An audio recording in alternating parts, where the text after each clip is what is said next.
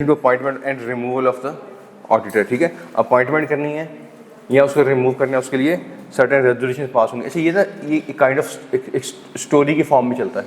इसको ऐसे पढ़ेंगे ना शायद आपको मुश्किल लगे। ठीक है, इसको हम यहाँ से बाद में पढ़ेंगे। यहाँ से पहले सुन लें होता क्या होता है। कि एजीएम हुई है, एजीएम में ऑडिटर ऑटोमेटिकली रिटायर हो जाता है, नया ऑडिटर अपॉइंट करना। ठीक हो गया, समझ आ रही बात? एज्यूम करें मैं पुराना ऑडिटर हूँ, याकूब एंड कंपनी चार्ट अकाउंट्स, और जाहिद जमील एंड कंपनी को अपॉइंट कर रहे हैं। जाहिद जमील एंड कंपनी को अपॉइंट कर रहे हैं, वो न्यू ऑडिटर है। कैसे अपॉइंट करना है? कोई एक मेंबर, आप सब मेंबर हैं, एजीएम हो रही है, कोई एक मेंबर, ठीक है, जिसके पास 10% या उससे ज़्यादा वोटिंग शेयर हो। इसको बाकी हम यहाँ से पढ़ लेंगे हम बाद में इसको। ठीक है, 10% या उससे ज़्यादा वोटिंग राइट्स हों। ठीक है, अगर किसी के पास 10% से कम है, फिर वो किसी और के साथ मिलके कर सकते हैं। ठीक है, फॉर एग्जाम्पल इनके पास 2% है, उनके पास 12% है, दोनों के 14% हो गए, कलेक्टिवली 14। अब ये रेजोल्यूशन अप्लाई कर सकते हैं। ठीक हो गया, याद रहेगा। ये कंपनी सेक्रेटरी को लेटर लिखेंगे, नोटिस लिखेंगे कि हम इस दफ़ा उस याकूब एंड कंपनी की जगह जाहिद जमील एंड कंपनी को अपॉइंट करना चाह रहे हैं। याद रहेगा, ये एजीएम में होगा। एजीएम कैसे होती है, कितने दिनों में होती है? विदिन, ये साल खत्म हुआ ना आपका 30 जून को, एजीएम कितने दिनों में होती है? ये होगी 28 अक्टूबर।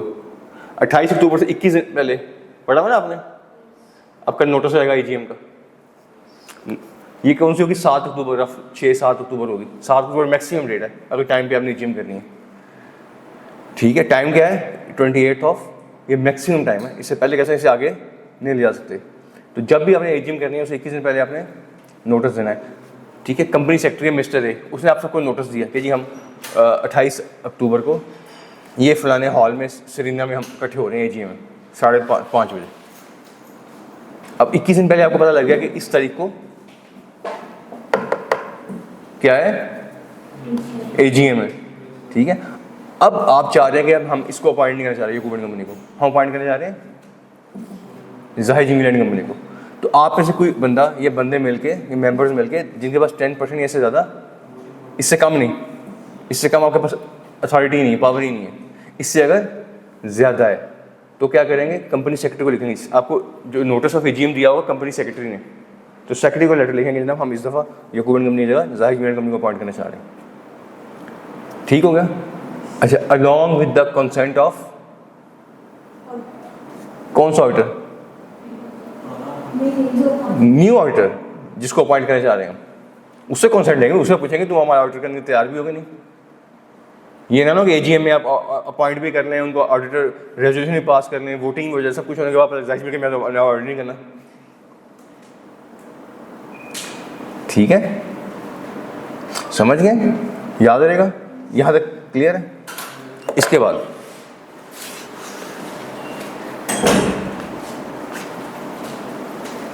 ये जो नोटिस दे सकते हैं ना आप कंपनी सेक्रेटरी को, सुन लें, इसको नीचे से बाद में पढ़ लेंगे हम। जो नोटिस हम दे सकते हैं ना, इसके लिए एटलीस्ट 7 डेज बिफोर देना है आप नोटिस। एटलीस्ट ये नहीं कि एक दिन पहले जाके सेक्रेटरी को दे दें नोटिस।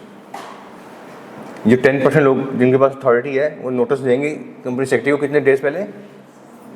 7 days before. सेक्रेटरी की क्या रिस्पॉन्सिबिलिटी है? जैसे ही ये रेजोल्यूशन उसको मिलेगी, वो क्या करेगा? हर उस बंदे को भिजवाएगा जिसको उसने ओरिजिनल। देखिए मीटिंग क्या होता है, आपने मीटिंग पढ़ ली है कंपनी एक्ट में? पढ़ ली है? कुछ लोग ऐसे जिन्होंने नहीं पढ़ी हुई पढ़ रहे हैं। चलें, एजीएम में क्या होता है? बिजनेसेस होते हैं, डिफरेंट रेजोल्यूशन पास होती हैं। 4 तरह की रेजोल्यूशन होती हैं जो जिन्हें हम कहते हैं कौन से बिजनेस कहते हैं? Ordinary business, ordinary business. ठीक है, और फिर कुछ 2, 3, 4, 5 जितने आप कह सकते हैं स्पेशल बिजनेस। ठीक है, ऑर्डिनरी में 3-4 होते हैं, इसमें जितने हो सकते हैं। अब ये स्पेशल बिजनेस आ गया ना, सॉरी ये ordinary business, appointment of auditor, ऐसे ही है, मुझे भी याद नहीं। ऑर्डिनरी कौन कौन से थे? डिविडेंड आता है, ऐसे ही है। अपॉइंटमेंट ऑफ नहीं, नहीं, सबसे पहले आता है डिविडेंड, अब डिविडेंड देते हैं आप, उसको डिक्लेरेशन आती है।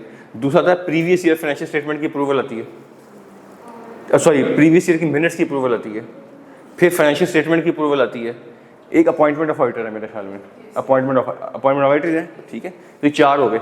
अब ये इस पे आपने वर्क करना है, इस पे आपने अब रिक्रूटमेंट कंपनी का किसी और को लेके आना चाह रहे हैं तो आप कितने डेज बिफोर बताएंगे कंपनी को? 7 डेज बिफोर।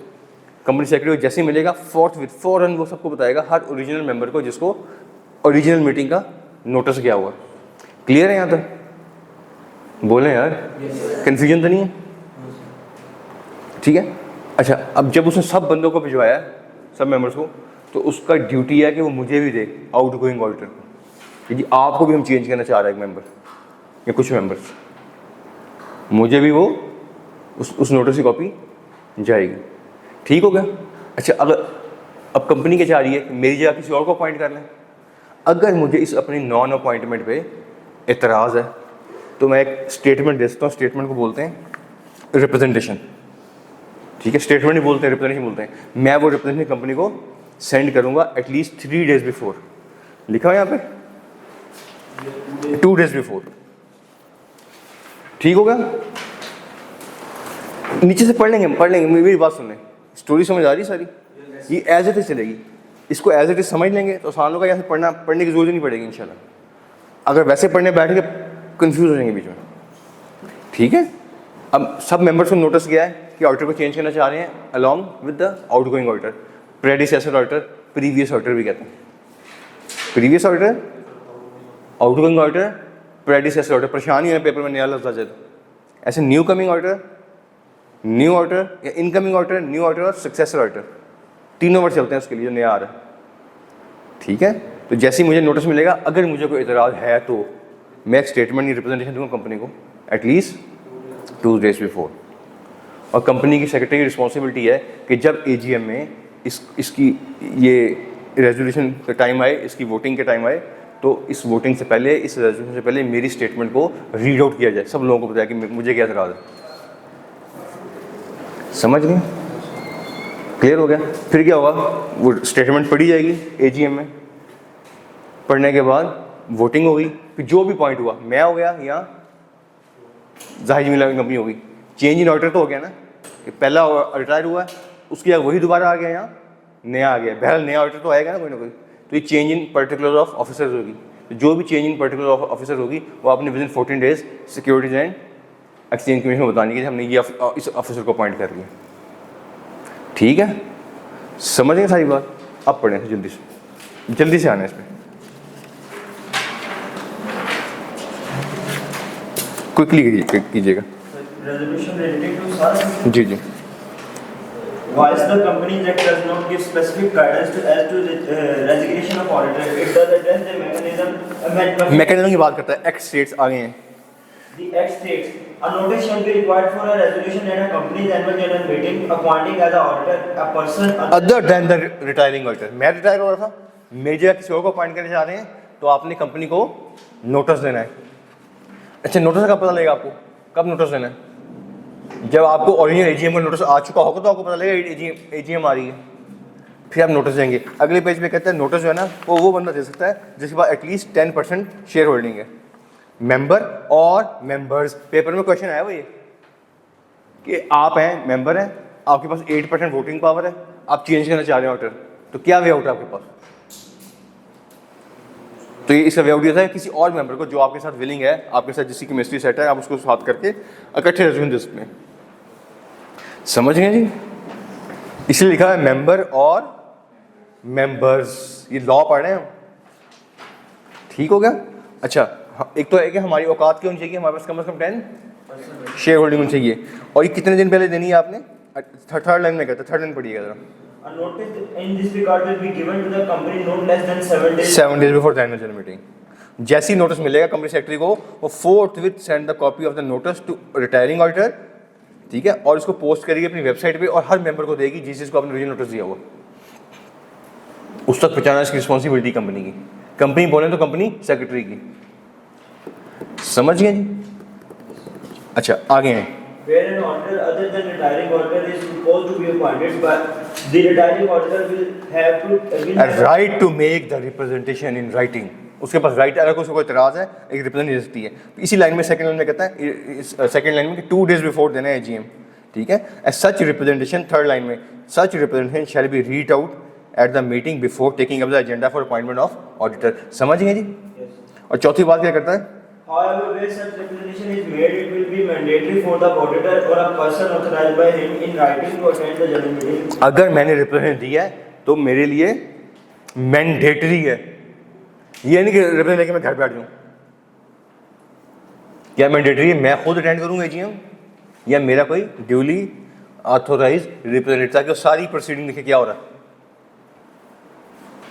ये सक्सेसर ऑडिटर नहीं है ना? नहीं, मेरे लिए देखिए रिप्रेजेंटेशन मैंने दी है ना, इतराज़ मुझे था, मुझे इतराज़ है ना, मैंने रिप्रेजेंटेशन दी।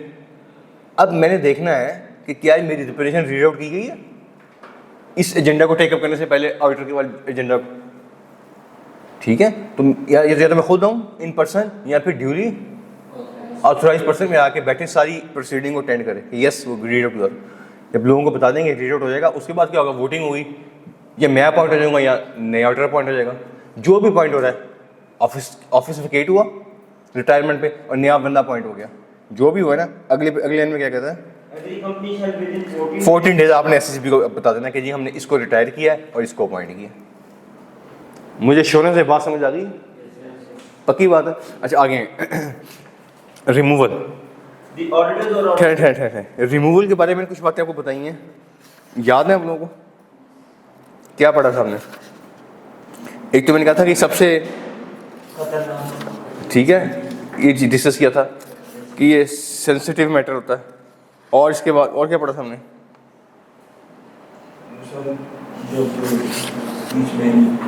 डिफरेंसेस आ जाते हैं ऑडिटर में, ठीक है। और ये पढ़ा था कि जब अगर आपने किसी को रिटायर किया है और रिमूव किया है तो नया ऑडिटर आप अपॉइंट नहीं कर सकते, ठीक है। और क्या पढ़ा था हमने?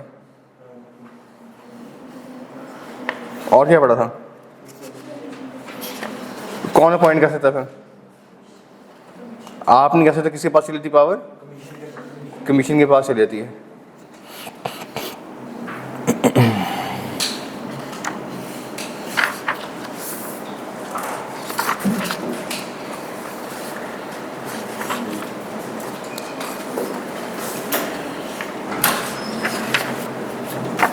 अच्छा एक इसमें ना आगे हम कहीं पढ़ेंगे, मुझे भी मिल नहीं रहा है, वो सुन लें, वो भी अब इससे रिलेटेड है, रिमूवल से रिलेटेड। इस चैप्टर में में आएगा या चैप्टर नंबर 2 में कहीं आएगा, जहाँ भी आएगा मैं बता दूंगा, ठीक है।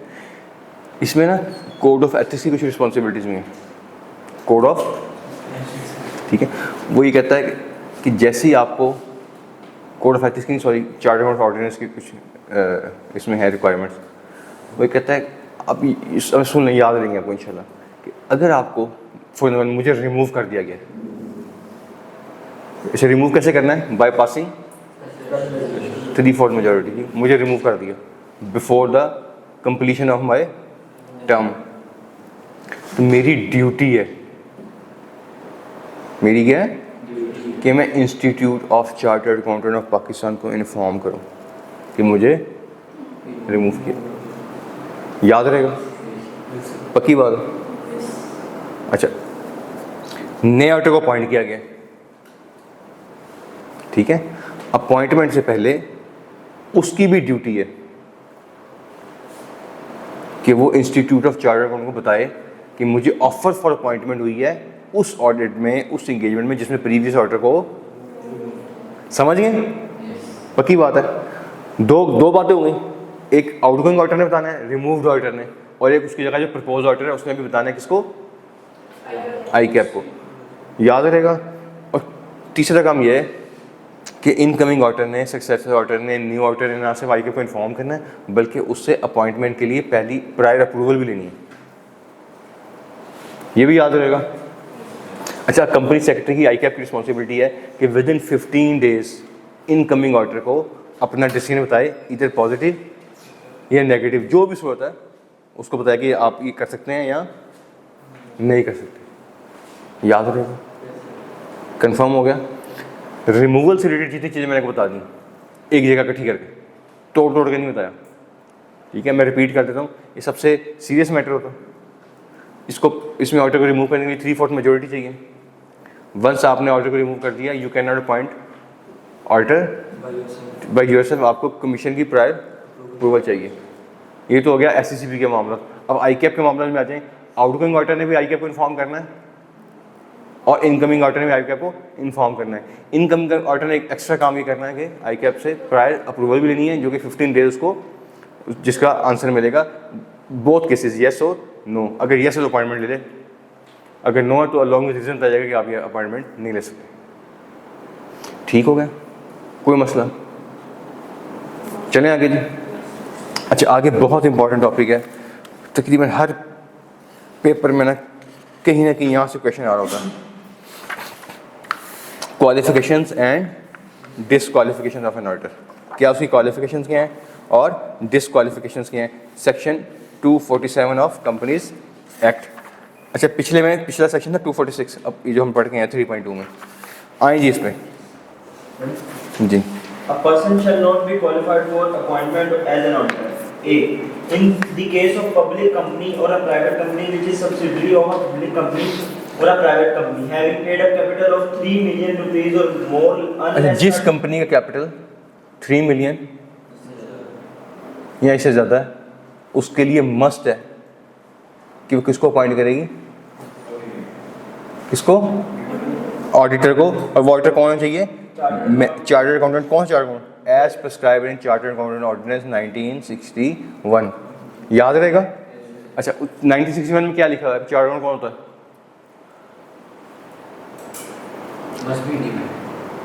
चार्टर्ड अकाउंट होता है member of the institute of Pakistan. ठीक हो गया, समझ गए? मैं रिपीट कर रहा हूँ, इससे बहुत क्वेश्चन टेस्ट हुए हैं। पब्लिक कंपनी का इर्रेस्पेक्टिव ऑफ कैपिटल उसने किसको अपॉइंट करना है? चार्टर्ड को। और अ प्राइवेट कंपनी, ठीक है, which is subsidiary of public company, उसने भी किसको अपॉइंट करना है? बेशक 2 रुपये कैपिटल है, आप सब्सिडियरी हैं किसी पब्लिक की, तो किसे अपॉइंट करेंगे? चार्टर्ड को। ठीक है, पब्लिक कंपनी भी चार्टर्ड करेगी, एक प्राइवेट कंपनी जो किसी पब्लिक की सब्सिडियरी है वो भी चार्टर्ड करेगी। और प्राइवेट कंपनी जिसका कैपिटल 3 मिलियन या इससे ज़्यादा है, वो भी चार्टर्ड को अपॉइंट करेगी। वो अदर देन चार्टर्ड किसी को अपॉइंट नहीं कर सकते एज एन ऑडिटर। याद रहेगा, पक्की बात है। पब्लिक कंपनी भी, वो प्राइवेट कंपनी सब्सिडियरी पब्लिक की वो भी, और वो प्राइवेट कंपनी का 3 मिलियन या इससे ज़्यादा। जो 3 मिलियन का मतलब पता क्या है? 3 मिलियन में कल मैंने बात की थी, सुजुकी आल्टो आती है तकरीबन 3 मिलियन की। ठीक है, अब 1300 सीसी गाड़ी सेकंड हैंड भी मुश्किल से मिलती है अच्छी क्वालिटी की। इतनी छोटी अमाउंट की कंपनी, शेयर कैपिटल, वो क्या कंपनी होगी? छोटी सी टाइनी सी, वो अपॉइंट कर सकती है। ठीक है, अच्छा, उसने भी किसको अपॉइंट करना है? वो बी में लिखा हुआ है, वो कॉस्ट एंड मैनेजमेंट अकाउंटेंट को अपॉइंट कर सकते हैं। 3.4 उसमें लिखा हुआ है, having a valid certificate from respective institute और ए फर्म ऑफ चार्टर्ड अकाउंटेंट और कॉस्ट एंड मैनेजमेंट अकाउंटेंट। ठीक है, यानी वो चार्टर्ड अकाउंटेंट को भी ले सकते हैं और कॉस्ट एंड मैनेजमेंट को भी। ठीक है, जो आपका इससे पहला था ना कंपनीज ऑर्डिनेंस, कंपनीज, वो साइलेंट था, वो पॉइंट ए में बात करता था, ए, और बी में साइलेंट था।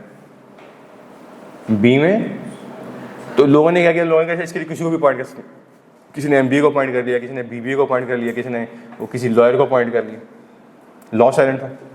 तो अब जो कंपनीज ऑर्डिनेंस ये एक्ट आया 2017, इसमें उन्होंने लिख दिया कि नहीं, पॉइंट बी में अगर आप 3 मिलियन से कम है, प्राइवेट कंपनी है, तो हर किसी को अपॉइंट नहीं कर सकते। उसके लिए भी आपने या चार्टर्ड अकाउंटेंट को अपॉइंट कर लें या फिर कॉस्ट एंड मैनेजमेंट अकाउंटेंट को। कॉस्ट एंड मैनेजमेंट अकाउंट कौन होता है? ICMAP का मेंबर। समझ गए जी? लेकिन वो टाइनी कंपनी है। अच्छा, इसका मतलब ये नहीं कि अगर टाइनी कंपनी है तो उसमें आपने चार्टर्ड को हायर नहीं करना, उसको भी कर सकते हैं। ठीक है, थर्ड लाइन लिखा हुआ है फ्रॉम द रिस्पेक्टिव इंस्टीट्यूट, वो कौन सा है? चार्टर्ड अकाउंटेंट और कॉस्ट एंड मैनेजमेंट अकाउंटेंट। मेरे पास 22-25 कंपनी ऐसी हैं जिनके कैपिटल 3 मिलियन से कम है लेकिन ऑडिटर में है। ठीक हो गया, मुझे एश्योरेंस दे पॉइंट ए और बी समझ आ गए। चलें आगे पढ़ें जी। It should be noted that for purpose of A and B above, a firm where majority of practicing partners are qualified for appointment shall be appointed by firm name to be auditors. ठीक है, अच्छा कई दफ़ा क्या होता है, आपके firm है for example Yakub and company, इसमें एक चार्ट अकाउंट है, दूसरा चार्ट अकाउंट है, तीसरा चार्ट अकाउंट, चौथा कॉस्ट एंड मैनेजमेंट अकाउंटेंट है, ये कॉस्ट एंड मैनेजमेंट अकाउंटेंट है। तो आप उस फर्म को हायर कर सकते हैं जिसमें मेजॉरिटी किसकी हो। अगर चार्टर्ड अकाउंटेंट को अपॉइंट करना मस्ट है, जैसे पॉइंट ए में मस्ट है ना, समझ गए, तो जब वहां पे उसे करें जहां पे मेजॉरिटी किसी है, चार्टर्ड अकाउंटेंट की, ठीक है। अच्छा, चार्टर्ड अकाउंटेंट की मेजॉरिटी है, आपने याकूब एंड कंपनी को हायर कर लिया, ठीक हो गया, लेकिन इसका मतलब ये नहीं कि जहाँ पे चार्टर्ड अकाउंटेंट जरूरी है वहाँ पे इस बंदे को इंगेजमेंट पार्टनर बना दें, इसको नहीं बना सकते, इनमें से कोई बनेगा, बेशक फर्म अपॉइंट हो गई है, ठीक है। इससे निचली लाइन में बात करता है, Where a partnership firm is appointed as auditor of a company, only the partners who meet, ये वाले पार्टनर मीट कर रहे हैं ना, ये वाले, क्योंकि आई कैप के मेंबर ये हैं। पॉइंट ए में क्या लिखा है, पॉइंट ए में तो मस्ट है ना ये लोग, ठीक है, ठीक है। आप मेजोरिटी इसकी थी, याकूब एंड कंपनी को हायर कर लिया आपने, लेकिन ये नहीं हो सकता कि याकूब एंड कंपनी में मिस्टर फोर्थ चले जाए, फोर्थ पार्टनर क्या है, वो एलिजिबल नहीं है, being cost and management accountant. Clear है, चलें आगे, मुझे श्योर है ये बातें समझ आ गई हैं, चलें, वेरी गुड, आगे हैं। इनमें से कोई भी पॉइंट नहीं होगा ए से लेके जे तक, फ्रॉम ए टू जे, जी पढ़िएगा। A person who is or at any time during the preceding 3 years was a director, officer और एम्प्लॉई। पढ़ गए हैं कलम, कौन सा सेट है,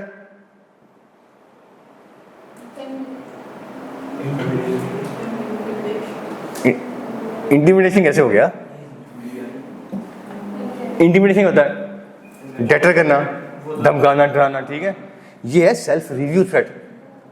मैं इब्राहिम में सीएफओ था, जॉब छोड़ी, याकूब एंड कंपनी ज्वाइन कर ली, और आगे फिर मैं इब्राहिम को ऑडिट करने चला गया, तब डिसीजन किसके सामने, अकाउंट्स बुक्स किसकी बनाई है, मेरी, वॉचर किससे साइन किए हैं, मेरे, कॉन्ट्रैक्ट किसके किए हैं, मेरे, सेल्फ रिव्यू थ्रेट है, समझ गए।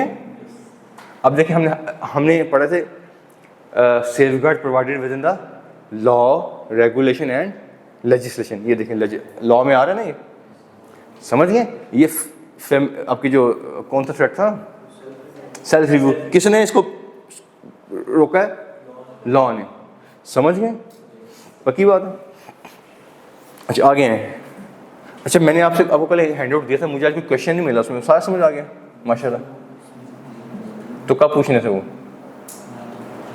ठीक है। इसको ऐसे ना करें यार, मुझे नहीं रिक्वेस्ट करनी पड़े बार बार कि ये पूछा नहीं, पूछें बताएं, मेरा इसमें कोई नुकसान नहीं है, आप लोगों का नुकसान है। अगर समझ आ गया जस्ट फॉर से, तो मुझे आके बताएं समझ आ गया, ताकि मुझे भी एश्योरेंस मिले ना, ठीक है। मैं भी इम्प्रेस हूँ कि यार मैंने एक डॉक्यूमेंट दिया, बच्चों को समझ आ गया, लेकिन ऐसे डम बच्चों की तरह उसको लेके अपने पास रख लिया और पढ़ा भी नहीं और कोई क्वेश्चन भी नहीं पूछा, ठीक है। इसमें दो सूरतें हो सकती हैं कि आप लोगों को सारा समझ आ गया या आपने ट्राई नहीं की, ठीक है। और जो पहली वाली बात है सारा समझ आ गया, इसके चांसेस नहीं है, इसके चांसेस हो ही नहीं सकता, मुझे आज तक समझ नहीं आया, ठीक हो गया। तो चांसेस क्या है, आपने पढ़ा ही नहीं है, और अगर नहीं पढ़ा तो literally you are going to fail in सितंबर अटेम्प्ट। मुझसे लिखवा लें कागज़ पे कि आप लोग फेल होने जा रहे हैं। मैं किसी किस्म के आपको उस खुशफहमी में रखना नहीं चाह रहा। आप लोग जो मुझे अप्रोच लग रही है ना, वो थोड़ी ऐसी लग रही है, बस ठीक है मुनासिब से पढ़ लो। ये जून जुलाई में जाके चुड़ैल बन जाना ऑडिटिंग में, ठीक है। आप जितने बच्चे इसमें बैठे हुए हैं, इसमें से आधों ने पेपर देना। ये मैं ट्रेंड बता रहा हूँ क्लास का, वैसे यहाँ का ट्रेंड नहीं, हर जगह का ट्रेंड ऐसी, बच्चे भाग जाते हैं, इसको सीरियसली लेते सब्जेक्ट को, फिर भाग जाते हैं, फिर आगे चलो जी मार्च में पढ़ेंगे इसको इंशाल्लाह, मौसम भी अच्छा होता है, जनवरी फरवरी में रज़ाई में बैठ के पढ़ा करेंगे, ठीक है। तो मेरी रिक्वेस्ट ये है कि जो मैं हैंड आउट देता हूँ, जो हम चीज़ डिस्कस करते हैं, आते साथ ही पढ़ने वाले बच्चे होते हैं ना, वो मुझे गाड़ी में पकड़ लेते हैं कि सर ये कल पढ़ा था, ये वो कॉरिडोर में सर खाते आते हैं मेरा, मैं यहाँ से निकलता हूँ साथ गाड़ी में बैठता हूँ, वो फिर डोर नहीं बंद करने थे, तो मैं बड़ी डोर बंद करता हूँ, खिड़की में से वो सर ये बता दें सर, पता लगा था इस बच्चे की शक्ल ही पास होने वाली है। हाल तो उस टाइम बुरा लग रहा होता, ये तंग कर रहा होता, लेकिन मुझे पता था इस बच्चे में ईगर है, पढ़ना चाह रहे हैं। फॉलो करके मेरी बात, तो जो चीज़ें मैं देता हूँ, जो क्वेश्चन मैं आके पूछता हूँ, क्वेश्चन तो नहीं है कोई, और अल्लाह का शुक्र है कभी तो कोई क्वेश्चन आया नहीं, ठीक है। पूछा करें क्वेश्चन, पूछने के पैसे दिए। अगर आपको आता होता तो आप स्कैन वालों को पैसे ना देते, पैसे इस चीज़ के दिए कि नहीं आता था, नॉलेज लेने आए ना यहाँ पे, ठीक है। तो पूछा करें, ठीक है। मैं एक्सपेक्ट करूँगा मुझसे कल क्वेश्चन पूछेंगे उसके बारे में। अच्छा आगे क्या है? पार्टनर ऑफ का मतलब क्या है? एक एओपी का पार्टनर था और एओपी का आप ऑडिट करने चलेंगे, ठीक है, समझ गए। मैं चार्टर अकाउंटेंट हूँ और मेरा भाई काम कर रहा था टेक्सटाइल का, मैंने और भाई ने मिलकर एओपी बना ली फॉर एग्जांपल, अब मैं ऑडिट करने चला जाऊँगा एओपी का, तो मैं एज ए पार्टनर ऑडिट, ठीक है। कौन सा थ्रेट है? क्यों इंटीमेशन क्या है? तो मैं अपने भाई को क्यों धमकाऊंगा, या भाई मुझे क्यों धमकाएगा? नहीं, देखिए इसमें सेल्फ इंटरेस्ट थ्रेट है, और क्या थ्रेट है? फेमिलियरिटी थ्रेट है, समझ गए? क्लियर है जी? अच्छा, बीइंग ए पार्टनर में ऑडिट नहीं कर सकता, और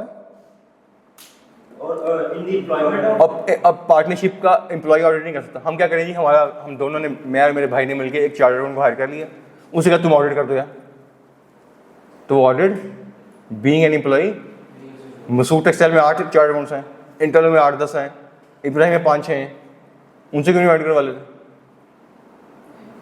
ये सेक्शन पार्ट बी, कि आपका पार्टनर या आपका एम्प्लॉई या कंपनी का डायरेक्टर या कंपनी का ऑफिसर भी ऑडिट नहीं कर सकता, समझ गए हैं? इब्राहिम में 6 चार्टर अकाउंटेंट है ना, 6-7 हैं, मेरे दोस्त हैं सारे, इंटरलूप में है, मसूद टेक्सटाइल में है, क्रेसेंट में है, क्यों नहीं ऑडिट कर लेते खुद ही? क्योंकि लॉ ने आगे हैं पॉइंट सी पे, ठीक है, डायरेक्टर के स्पाउस, ठीक है। मेरे से 4 अकाउंट है, डायरेक्टर नहीं है, तो मैं चल तुम ऑडिट कर दो, तो वो भी ऑडिट नहीं कर सकते, बीइंग ए स्पाउस ऑफ। कौन सा थ्रेट है? इंटरेस्ट थ्रेट, समझ नहीं? आगे हैं हु इज इंडेटेड, बहुत दफा क्वेश्चन आया इसमें से, जिसने कंपनी से कोई ना कोई लोन लिया हुआ है, ठीक है, other than in ordinary course of business. अगर ऑर्डिनरी कोर्स में लिया फिर कर सकते हैं, वो नीचे पढ़ेंगे 2 पॉइंट ए और बी में, ठीक है। ये ऊपर वाली बात क्या है? Other than ordinary course of business, ordinary course से हट के। सामने होंडा शोरूम है, मैं होंडा से मुझे 25-50 लाख लोन दे दें, अब होंडा का हम लोन देना तो नहीं है, होंडा का हम लोन देना तो नहीं है, तो ये क्या है? Other than ordinary course of business, ठीक है। A person who is indebted to the company other than in ordinary course of business. अच्छा, इसमें 2 एक्सेप्शन हैं, ये नीचे 2 बुलेट्स आ रहे हैं। Person who owes a sum of money not exceeding 1 million rupees to a credit card issuer. देखिए Europe में बहुत, पाकिस्तान में क्या क्या लोग क्रेडिट कार्ड यूज़ कर रहे हैं, यूरोप में तो हर बंदा क्रेडिट कार्ड यूज़ करता है। अब जब क्रेडिट कार्ड यूज़ करते हैं तो जो भी क्रेडिट कार्ड इशूअर है, जो बैंक है फॉर एग्जांपल, उसका हर वक्त आप लोन में होते हैं, ऐसे होता है ना, आप पूरा मंथ क्रेडिट कार्ड स्वैप करते रहते हैं, महीने के बाद आपकी सैलरी ट्रांसफर होती है, अब सबसे पहले क्या करते हैं, बैंक की ओवरड्यू अमाउंट पे कर देते हैं, फिर अगले महीने की शॉपिंग। आप तो वहाँ पे एक किलो दही भी नहीं खरीद सकते, टमाटर भी खरीदना, तो आपको, मैं यूरोप की बात कर रहा हूँ, क्या करना पड़ेगा? मार्केट जाना पड़ेगा और क्रेडिट कार्ड स्वैप करना पड़ेगा। वहाँ आपने अपने मेट्रो के टिकट्स लेने हैं, कोई फनलैंड जाना है, कोई कुछ भी, किसी बार में जाना है, किसी रेस्टोरेंट में जाना है, ब्रेकफास्ट करना है, मैकडॉनल्ड जाना है, आपको क्रेडिट कार्ड ही स्वैप करना पड़ता है। तो आपने 4-5-6 दिन कर लिए तो आप इंडेटेड तो हो गए, तो इसका मतलब ऑर्डर नहीं कर सकते उस बैंक का, ठीक है। अब यूरोप में तो कोई ना, हर बंदा इंडेटेड है, तो यूरोप में बैंक से ऑडिट कौन करेगा, या पाकिस्तान में कौन करे बैंक से ऑडिट? ऐसी है ना, इसलिए उन्होंने कहा है कि एक तो ऑर्डिनरी कोर्स ऑफ बिजनेस है, और दूसरा क्रेडिट कार्ड की उसमें रेफरेंस, अगर आपने 1 मिलियन तक का लोन है तो वो इसमें पॉइंट डी की डेफिनेशन में